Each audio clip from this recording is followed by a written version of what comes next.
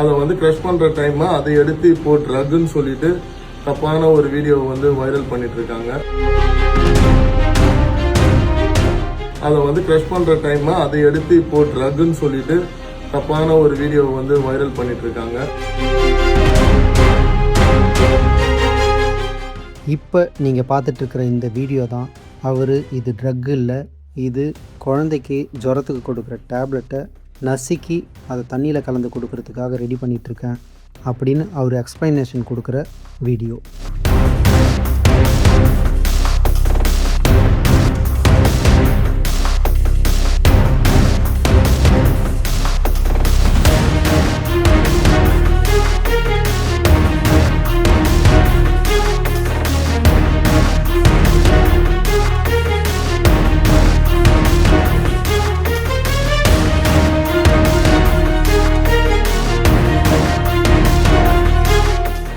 Drug free சொசைட்டியாக மாற்றணுன்றதுக்காக காலைல ஒரு அவேர்னஸ்க்கு போயிட்டு வந்தேன்.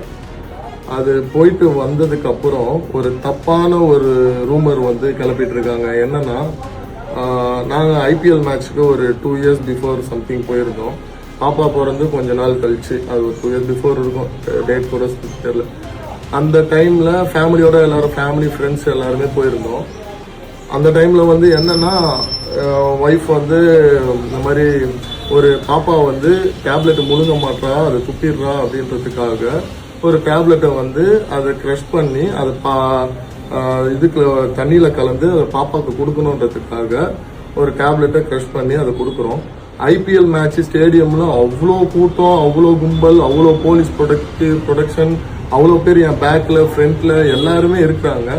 அந்த இருக்கிற டைமில் பாப்பாவுக்கு ஃபீட் பண்ணுறதுக்கு எங்கள் வீட்டில் இருந்து கிளம்பி போகும்போது அதை நம்ம க்ரஷ் பண்ணிட்டு இருக்கோம். அதை வந்து க்ரஷ் பண்ணுற டைமை அதை எடுத்து இப்போ ட்ரக்குன்னு சொல்லிட்டு தப்பான ஒரு வீடியோவை வந்து வைரல் பண்ணிட்டு இருக்காங்க. இது ரொம்ப மனசுக்கு கஷ்டமான ஒரு சூழ்நிலையாக இருக்குது. ஸோ இந்த மாதிரிலாம் ப்ளீஸ் பண்ணாதீங்க, தயவு செஞ்சு அவாய்ட் பண்ணிக்கோங்க. அது ஐபிஎல் நடக்கிற இடம், அவ்வளோ போலீஸ் ப்ரொடெக்ஷன், அவ்வளோ ஃபேமிலி பீப்புள்ஸ் ஃப்ரெண்ட்ஸில் இதெல்லாம் இருக்காங்க. இது ஈஸியான விஷயம் கிடையாது அதை தப்பாக பேசுகிறதுக்கு. அதையும் வந்து தப்பாக போட்டுட்டு இருக்காங்க. ஸோ இல்லை என்னாச்சுன்னா, அன்றைக்கி ஐபிஎல் நாங்களாம் தான் போயிருந்தோம். ஸோ குழந்தைக்கு அப்போ வந்து 1.5 years இருக்கும்.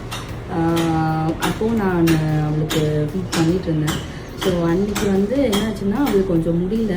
அதனால பிஃபோர் ஃபீடிங் இல்லை பிஃபோர் ஃபுட் வந்து அவளுக்கு அந்த டேப்லெட் வந்து க்ரஷ் பண்ணி கொடுக்க சொல்லியிருந்தார் டாக்டர். ஸோ அந்த டேப்லெட் வந்து நான் தான் இவரை க்ரஷ் பண்ணி கொடுக்க சொன்னேன். ஸோ அந்த டைமில் அது வீடியோ எடுத்திருக்காங்க போல். பட் இந்த டைமில் அது வெளியே வந்திருக்கு. ஸோ எங்களோட கடமை அது எக்ஸ்ப்ளனேஷன் வந்து உங்களுக்கு கொடுக்குறது. பிகாஸ் வந்து சும்மா நல்ல விஷயம் பண்ணுறப்போயே வந்து தப்பாக ரீச் ஆகுது. ஸோ இந்த மாதிரி விஷயம் வந்து வெளியே பப்ளிக் கண்ணில் படுறப்போ அது கண்டிப்பாக தப்பாக தான் போகும். ஸோ அந்த வந்து எங்கள் சைட்லேருந்து நாங்கள் எக்ஸ்ப்ளனேஷன் கொடுக்கணும், ஏன் அது நடந்துச்சுன்னு சொல்லிட்டு.